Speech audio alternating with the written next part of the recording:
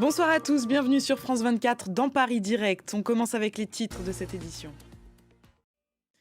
On ouvre ce journal avec la situation au Gabon, 2 jours après le coup d'État. Lundi, le chef de l'armée Brice Oligui Nguema prêtera serment en tant que président de la transition.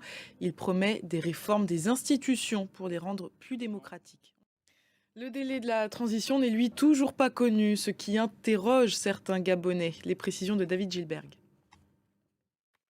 Et aujourd'hui, les avocats de Sylvia, l'épouse franco-gabonaise d'Ali Bongo, ont déposé plainte pour détention arbitraire, puisqu'elle aussi est détenue depuis le coup d'État mercredi. On va écouter l'une de ses avocates, Blandine Gentil, elle était sur notre plateau tout à l'heure. On en vient maintenant au Niger, autre pays touché par un coup d'État il y a maintenant plus d'un mois. La junte au pouvoir s'en est pris à Emmanuel Macron aujourd'hui. Un drame qui fait ressurgir un conflit ancien entre le Maroc et l'Algérie. 4 vacanciers ont effectué une sortie en jet ski mardi depuis Saïdia, une ville côtière marocaine. Ils se seraient retrouvés dans les eaux territoriales algériennes. Des gardes-côtes leur auraient tiré dessus, faisant 2 morts. L'un d'entre eux était un ressortissant franco-marocain. Les détails avec Valériane Gauthier.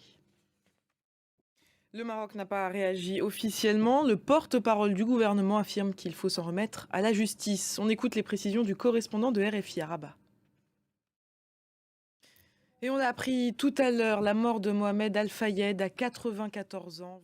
On le connaît beaucoup ici en France comme le père de Dodi. Dites-nous qui était Mohamed Al-Fayed. Oui, il est effectivement aussi connu non seulement en France mais au Royaume-Uni comme le père de Dodi. Il faut dire qu'il était un milliardaire, un homme d'affaires très réussi. Merci Bénédicte Pavio.